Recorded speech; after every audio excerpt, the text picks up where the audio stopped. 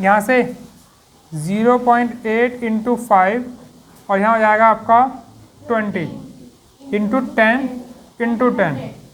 यहाँ सुनिए 10 की पावर 3 और 10 की पावर -2, 10, वो 10 बाहर गया, ये रहा वो 10, एक 10 यहीं बचा रह जाएगा, पहले से था, ठीक है। अब इसकी मल्टीप्लाई कर लेते कितना आएगा ये आएगा आपका 135 प्लस 4 और माइनस का 20 इंटू 10⁻² 2, 35, 39 -20, 119 इंटू 10⁻²। यहाँ भेज दीजिए, बन जाएगा आपका 1.19 10⁻⁴ पास्कल। इतने का डिफरेंस है भाई, ठीक है। तार लीजिए, ऐसे क्वेश्चन करना है आपको, सिंपल सा। कैलकुलेशन थोड़ी लेंदी हो जाएगी लेकिन है आसान, ठीक है। चलिए क्वेश्चन बिल्कुल। हाइड्रोलिक रैम, सुनो भाई, हाइड्रोलिक रैम क्या होता है, ध्यान सुनना।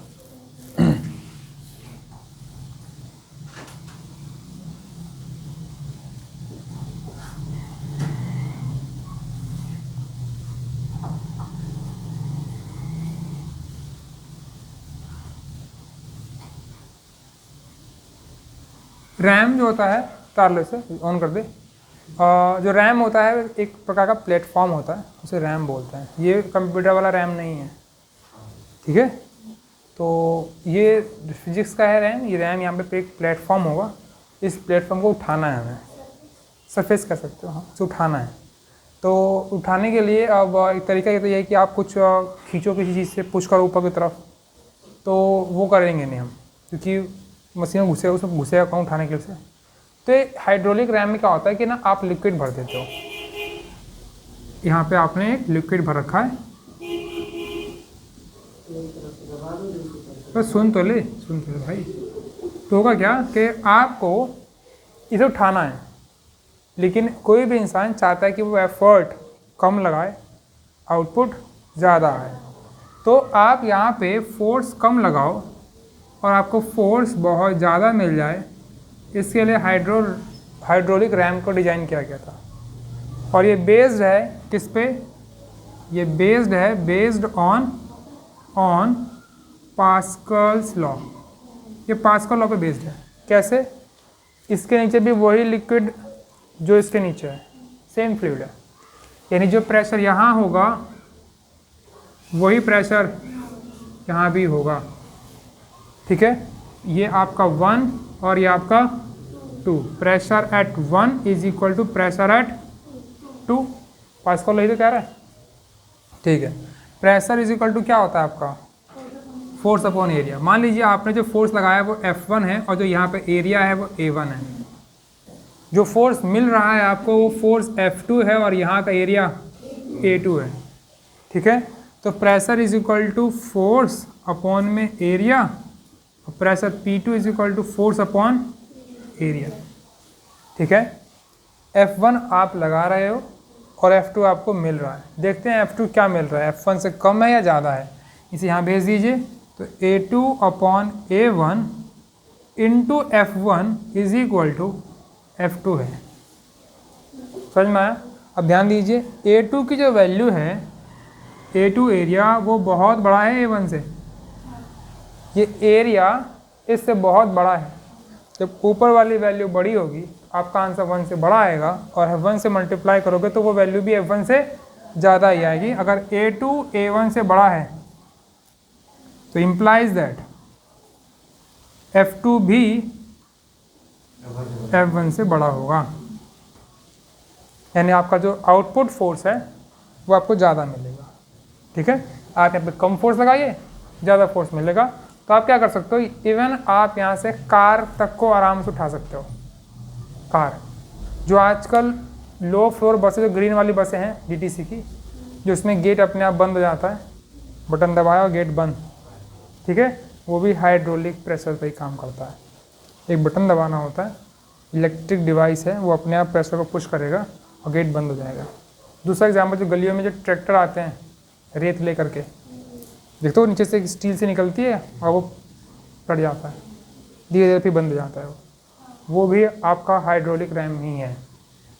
देख लो कि बट ट्रैक्टर पे इतना सारा, कम से कम क्विंटल टन में होते हैं वो, उसका वेट टन में होता है, कम 2-2.5 टन के आसपास होता है, नहीं 2500 किलो के आसपास, और उसको उठाना है वो।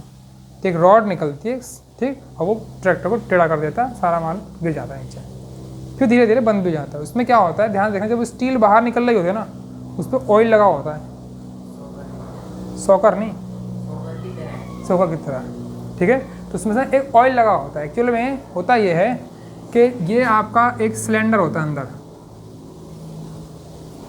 अंदर यहाँ पे सिलेंडर है। इस सिलेंडर कुछ इस तरीके से, ठीक है,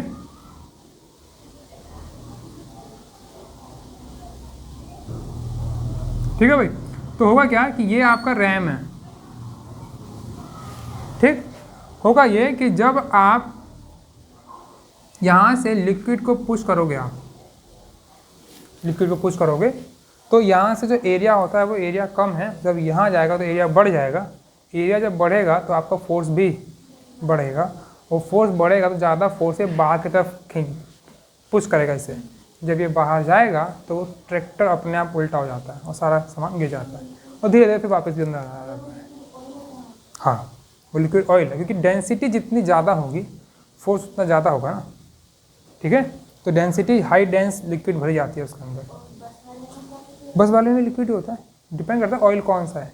जैसे वो देखा होगा आप लोगों ने, जो क्या बोलते हैं उसको, लेंटर तोड़ने के लिए एक वाइब्रेटर आता है, हाँ, तो उस वाइब्रेटर के अंदर भी वाइब्रेशन को, जो मान लीजिए जब अगर आप तोड़ रहे हो तो वो उस वाइब्रेशन से जब सड़क टूट सकती है, तो पकड़ने वाला क्यों नहीं टूट रहा?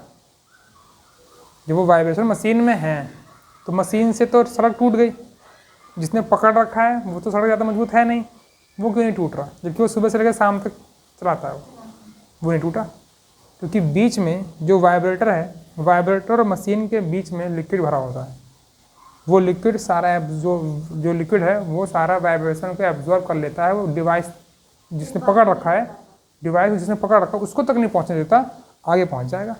इस सड़क के पास कोई लिक्विड नहीं है ऐसा, वो टूट जाएगा। तो सारा खेल यहाँ पे डेंसिटी का भी है, ठीक है। हाइड्रोलिक रैम समझ में आ गया।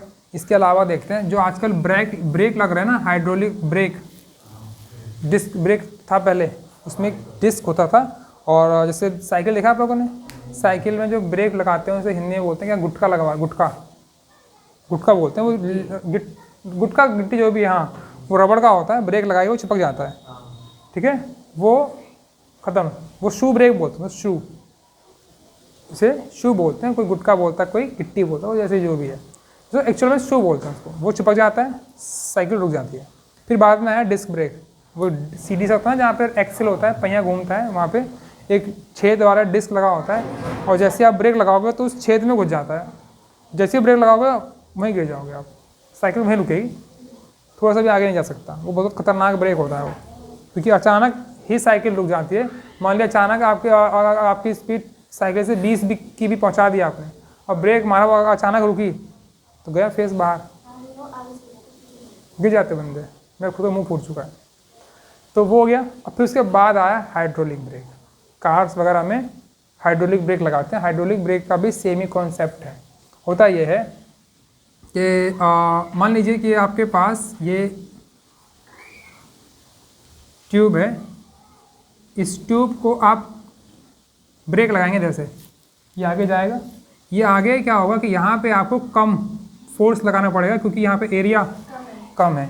जैसे ये फ्लूइड आगे जाता है ना, तो ये फ्लूइड आगे बड़े एरिया में डिवाइड हो जाता है, ये है ना, हाँ, क्योंकि ये आगे रैम है ना, यहाँ पर ये आगे जो है ब्रेक से पहिए होते हैं ना, यहाँ पे पहिए में जुड़ा होता है, मतलब व्हील्स में।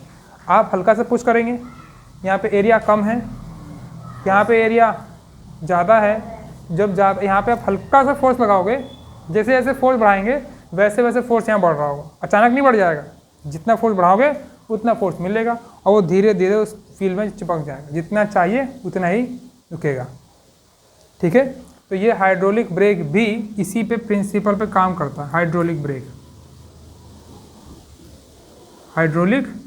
ब्रेक भी इसी प्रिंसिपल पे काम करता है, पास्कल लॉ पे, कि अगर आप एरिया बढ़ा दोगे तो आउटपुट फोर्स भी बढ़ जाता है। पर ध्यान रखना पास्कल लॉ पे बेस्ड है सब कुछ। डन।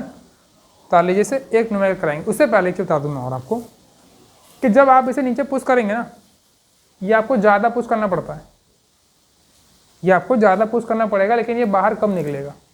क्यों?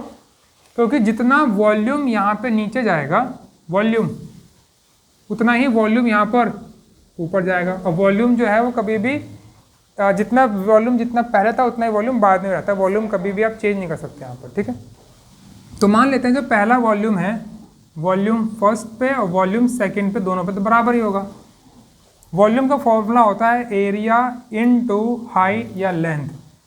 लेंथ मान लेते हैं इसका L1, एरिया A1, यहाँ पे एरिया A2 और लेंथ L2। ये लेंथ जो है वो L1 और ये ऊपर गया L2। तो A1 upon A2 into L1 is equal to L2 हो गया। ध्यान देखिए यहाँ पे जो एरिया, बड़े वाला एरिया कहाँ पे है? नीचे है। आपका आंसर 1 से कम आएगा। L1 की मल्टीप्लाई अगर एक 1 से छोटी वजह से कर दोगे तो आपका आंसर L2 L1 से छोटा ही आएगा। यानी कि L2 की वैल्यू L1 से छोटी आएगी, क्योंकि A2 की वैल्यू A1 से बड़ी है। ये बड़ा है ना, डिवाइड करोगे तो आपका आंसर छोटा ही तो आएगा। तो L2 छोटा होगा L1 से, क्योंकि A2 बड़ा है A1 से। ठीक है, तो ध्यान रखना आपको ज़्यादा पुश करना होता है, कम बाहर निकलता है।